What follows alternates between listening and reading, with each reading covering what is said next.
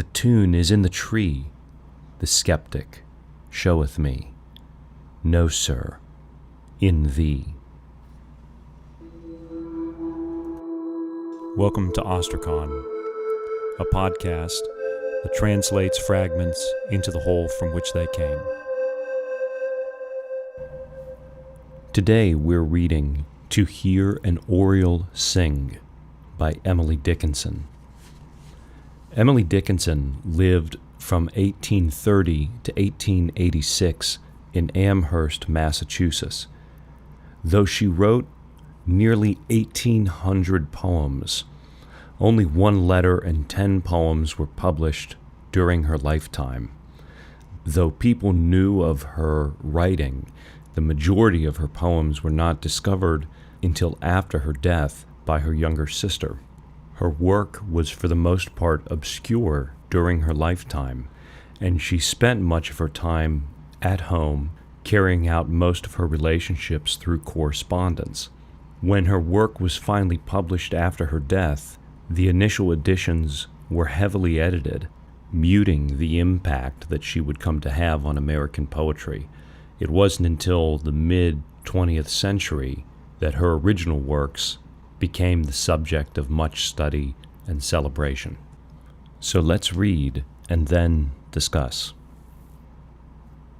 To hear an oriole sing may be a common thing, or only a divine. It is not of the bird who sings the same unheard as unto crowd. The fashion of the ear attireth that it hear in dun or fair. So whether it be rune or whether it be none is of within. The tune is in the tree, the skeptic showeth me. No, sir, in thee. This poem makes the dual points that beauty is both real and intrinsic, and also that we must dispose ourselves to hear it. Let's follow these themes through stanza by stanza. We begin, to hear an oriole sing may be a common thing or only a divine. The use of only is maybe one of my favorite parts of this first stanza. In one sense, it feels sarcastic, that it's only divine, and obviously an understatement. But it's paired with the preceding line talking about the song being a common thing, so that the pairing of the common and only the divine becomes, I think it's fair to call it, ironic, because it demonstrates how sometimes the most direct routes to the majestic things of life are in the common and the immediately accessible, the things that are all around us if we stop to hear them, like the song of a bird that the poem is about.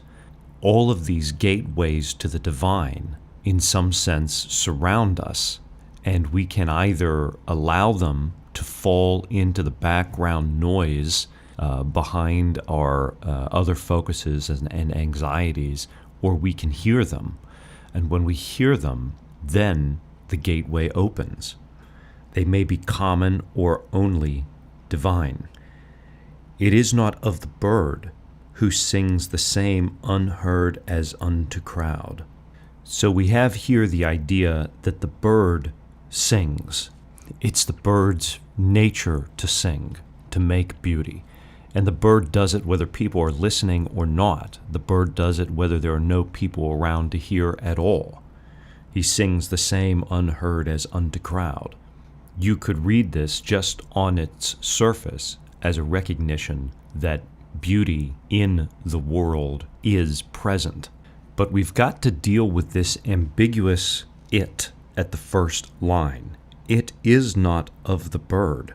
The use of this word is somewhat conversational and informal, which is nice because it brings the poem close.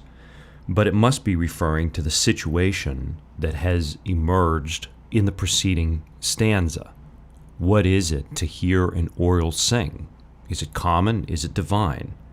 So the poem might be read to say, well, that question isn't of the bird. The bird gives you the evidence of its own existence. Its nature is to sing. The question is of you. You're the one listening and determining what is the value and meaning of what you hear. So maybe in some sense, the question is not of the bird. You also might read it that the hearing is not of the bird. The bird is doing the singing. It is transmitting the message of its existence and the beauty of that existence. The hearing is yours. Now we come to the third stanza. The fashion of the ear attireth, that it hear in dun or fair. So you have the fashion of the ear, which is interesting because it could be read to imply the fashioning of the ear, the intent of a creator, or otherwise in the way that it comes to be made, the fashion of it. It also could be read to mean a fashion, how it presents itself, how it attires itself, which is the verb that appears in the next line, attireth that it hear. So how does the ear prepare and present itself that it hear in dun or fair? Dun is sort of like drab color, inexpressive, flat gray or brown or fair. So there's almost a dual sense here that it is the nature of the ear to hear in dun or fair, and the ear may prepare or attire itself to hear in dun or fair. And that leads us to the next fulcrum stanza. So whether it be rune in this term referring not specifically to a runic letter, but to a different usage of the word, meaning kind of magic or mystical, or maybe even poetic. Whether it be rune or whether it be none, is of within. Notice the poem does not say, is up to you. It does not say that whether the song be rune or none is inconsequential or relative. Quite the contrary, it says that it is intrinsic. It is of within. The question is, how has the ear been attired to hear or not? And that leads to the final juxtaposition of the poem. The tune is in the tree, the skeptic showeth me. No, sir, in thee. Part of the way that the poem makes the point that we must credit beauty for all that it really is when it appears in the world is by making this contrast between the poet and the skeptic.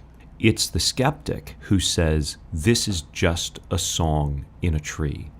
That's all that it is. It is material. Make of it what you will. But the poet replies, no, it is in you and me. It is of within. It is in thee. This is the poem's theme about the intrinsic nature of beauty.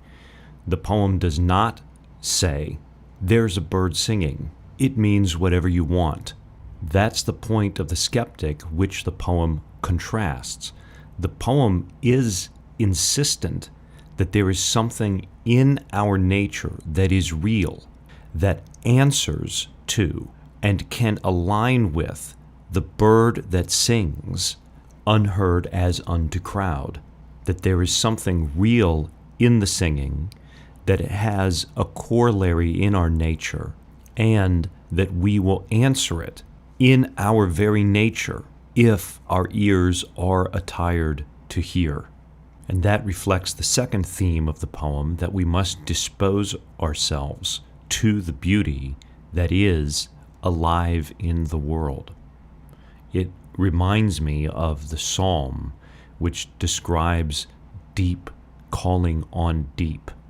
We'll link to it below. That there is meaning and that it calls into the depths of our own meaning. Consider also that the poem is an instance of what it describes.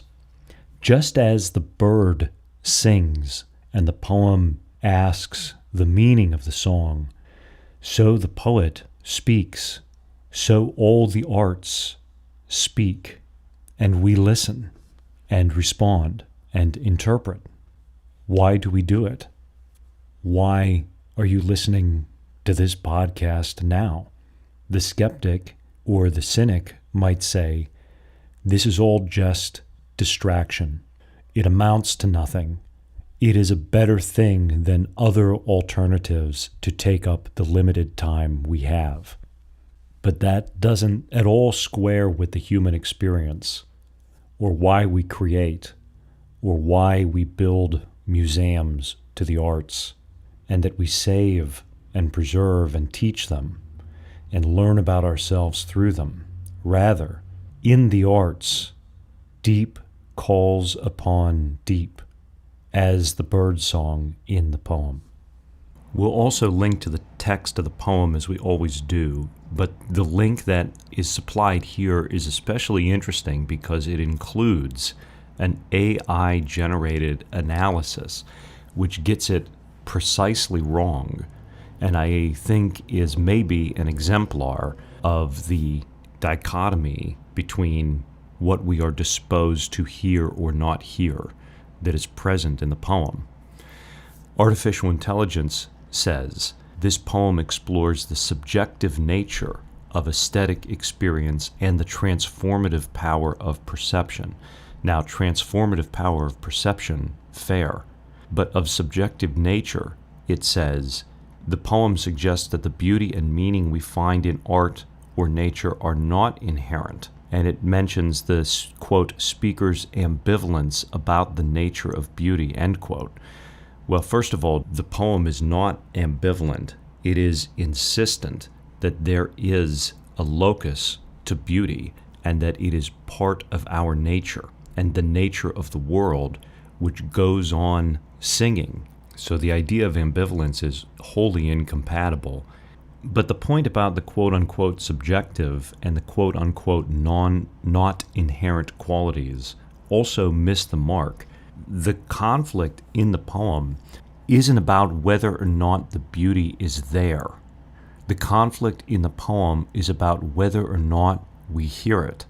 The skeptic says it's only a tune in the tree, and the poet says, show me. No, it's in thee. It is not just something out there, but is part of the nature of existence. But does the ear hear in done or fair? I say the AI analysis misses the mark because there is a world of difference between something that is there that we may or may not be prepared to hear versus there being nothing there and we are simply inventing something to fill the void. But to go one level further, I question the meaning that we have poems with AI analysis available. Does it raise the question raised in the poem, the fashion of the ear attireth that it hear in done or fair? If we use the lens of tech to interpret and understand the fundamentally human endeavor of art, then how do we attire our ear? If we filter a human experience through a technological lens and skip the step of actually bridging the gap between two living hearts, then how have we attired our ear? Do we hear in done or fair? And I want to close finally with another short poem by Emily Dickinson that also touches on the idea of things being more than they seem, even when they may appear hopeless. And it reflects again that idea of deepness from the psalm. Though the great waters sleep, that they are still the deep, we cannot doubt. No vacillating God ignited this abode to put it out.